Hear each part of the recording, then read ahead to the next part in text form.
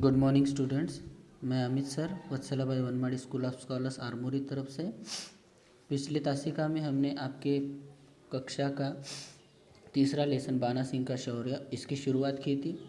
इसके बारे में थोड़ी बहुत जानकारी हमने हासिल की कि सियाचिन की भौगोलिक स्थिति क्या है, वहाँ की जलवायु कैसी है, वहाँ पे हिमनद कितने मीटर हैं ये भी हमने देखा, और यहाँ का टेम्परेचर कितना है ये भी हमने देखा था।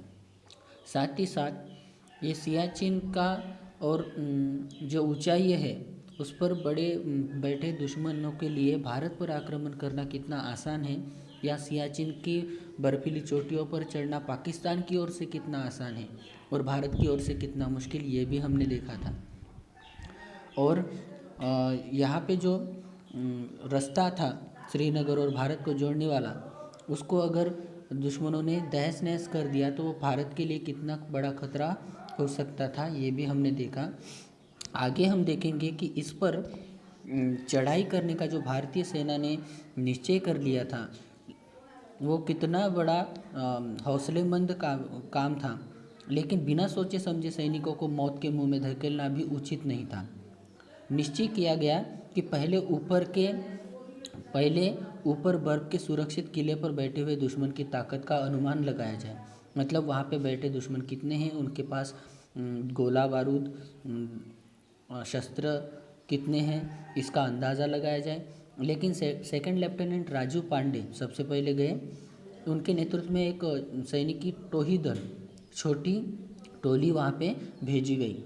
बर्फ की ऊंची दीवार पर जोखिम भरी चढ़ाई करते हुए भारतीय जाबाज जवान दुश्मन के ठिकाने के एकदम नज़दीक ही पहुंचने वाले थे कि शत्रु सैनिकों ने उन पर भारी मशीन गनों से गोलीबारियों की बौछार शुरू कर दी। सेकंड लेफ्टिनेंट राजू पांडे जी तथा 5 अन्य साथी गोलियों के शिकार हो गए। इस असफलता की कहानी सुनने के लिए मात्र 3 जवान ही जीवित बच पाए। बाकी के जवान उनकी जो गोलीबारियों की वजह से शहीद हो गए। इस हार के बाद भारतीय सैनिक घायल शेर की तरह क्षुब्ध यानी क्रोधित हो उठे, गुस्से में आ गए। उन्होंने मन ही मन निश्चय किया कि दुश्मन को इसका करारा जवाब देंगे। शहीद सेकंड लेफ्टिनेंट राजू पांडे जी के नाम पर सैनिक अभियान दल का एक गठन किया गया, यानी दूसरे जो दल भेजने वाले थे उस दल का नाम शहीद लेफ्टिनेंट राजू पांडे, इनके नाम पर उस दल का नाम रखा। दुश्मन के दुर्भेद्य यानी जिसको भेदा नहीं जा सकता, ऐसे किले पर धावा बोलने के लिए जाबाज सूबेदार हरनाम सिंह के नेतृत्व में भारतीय सैनिकों की दूसरी टोली वहाँ पे भेजी गई। सफलता भले ही उनको नहीं मिली हो, पर सेकंड लेफ्टिनेंट राजीव पांडे की टोली ने बर्फ की उस ऊंचाई दीवार पर एक रास्ते जैसा मार्ग बनाने में सफलता हासिल की। इस नई टोली ने उन रस्सियों के सहारे चढ़ाई प्रारंभ की। रस्सियों के मदद से वो ऊपर चढ़ने के लिए उन्होंने प्रारंभ किया, लेकिन दुर्भाग्य यह टोली भी दुश्मन की तेज़ निगाह से बच नहीं सकी। ऊपर से गोलियों की बौछारें शुरू हो गई और भारतीय जवानों को नीचे उतरना पड़ा। वे वज्र संकल्प वाले भारतीय जवान हार मानकर कब तक चुप बैठने वाले थे, यानी दूसरी टोली को भी नाकामयाबी हासिल हो गई, नाकामयाबी मिली। अब सूबेदार संसार चंद ने एक नए अभियान की कमान संभाली। इन जवानों ने जी तोड़ कोशिश की, पर सियाचिन का वह बर्फीला दुर्ग अभी भी भेदा नहीं गया। दुश्मन ने इस टोली पर भी गोलियां बरसाई। विवश होकर यह टोली भी खाली हाथ वापस आई है, यानी भारतीय सैनिकों की तीसरी टोली भी खाली हाथ वापस आई। असफलता, एक बार नहीं तो 3 बार भारतीय जवानों को असफलता हासिल हुई। भारतीय जवानों में और शौर्य न साहस न एवं ही दृढ़ संकल्प शक्ति का अभाव था, उनके अंदर अद्भुत कौशल्य भी था। भारतीय सैनिकों में सिर्फ शौर्य, साहस या दृढ़ निश्चय, दृढ़ संकल्प, ये चीज़ें तो थी ही, साथ ही साथ उनमें एक अलग ही कौशल्य था, एक स्पेशलिटी थी, उनके अंदर स्किल था।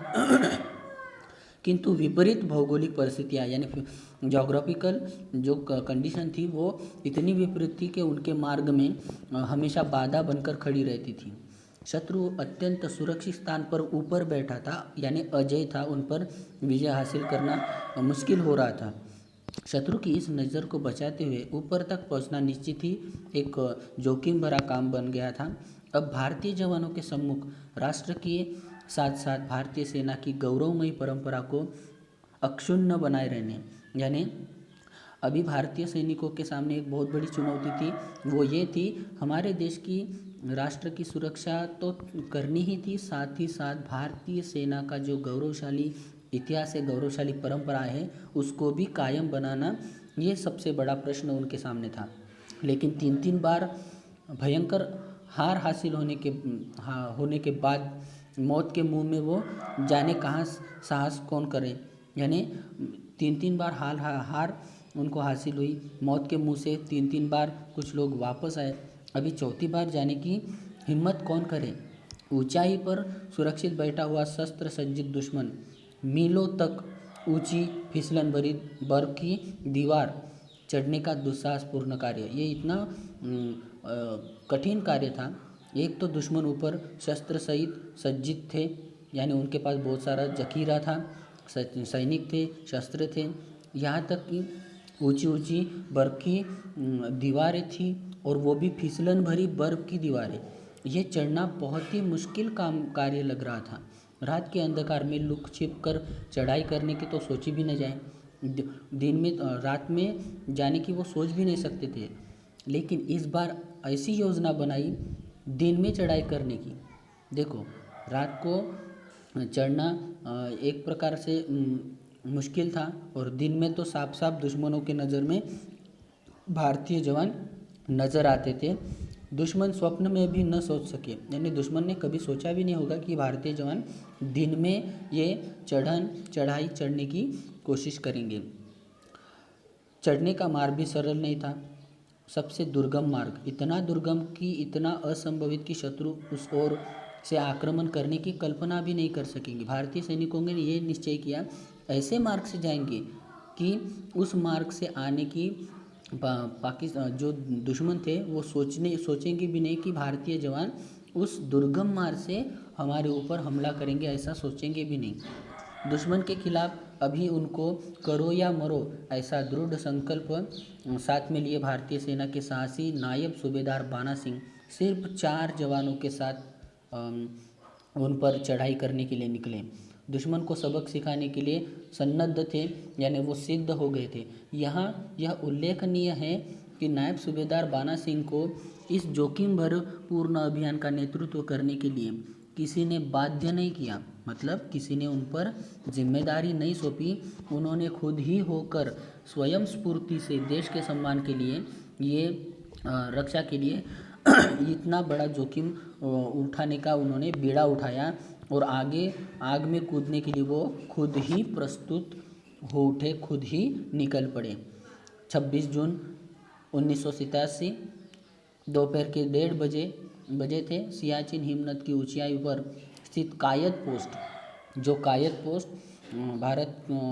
पाकिस्तान के पहले राष्ट्रपति मोहम्मद अली जिन्ना के नाम से वो कायद पोस्ट का नाम दिया था। वो 26 जून 1987 को दोपहर 1:30 बजे सियाचिन के हिमनदी पर कायद पोस्ट की बर्फ की ऊंची दीवारी पर तेज धूप में चमचमा रही थी। वो कायद पोस्ट चमक इतनी तेज थी कि देखने वाले की आंखें चौंधिया जाए। शस्त्र सज्जित दुश्मन घात लगाए हुए बैठे थे, वो भी ऊंचाई पर छिपा बैठा था। ऊपर से दूर दूर तक कुछ साफ दिखाई देता था, मतलब दुश्मन आसानी से भारतीय सेना को देख सकते थे। ऐसी स्थिति में उस बर्फ की ऊंची दीवार पर चढ़ाई करने वाले लोगों को ऊपर बैठा दुश्मन आसानी से गोलीबारी करके अपना निशाना बना सकता था। ऊपर चढ़ने का प्रयास अपने को मौत के मुंह में झोंकने के समान था, मतलब ऊपर चढ़ना खुद ही मौत के मुंह में जाने जैसा था। लेकिन साहसी भारतीय वीरों ने अपने सिर पर कफन बांधकर प्राकृतिक बाधाओं की, यानी भौगोलिक जो परिस्थिति थी, कठिनाइयाँ थी, उन बाधाओं की परवाह न करते हुए ऊपर चढ़ने का उन्होंने निश्चय किया। इसके आगे का पोर्शन हम अगली तासिका में देखेंगे। धन्यवाद।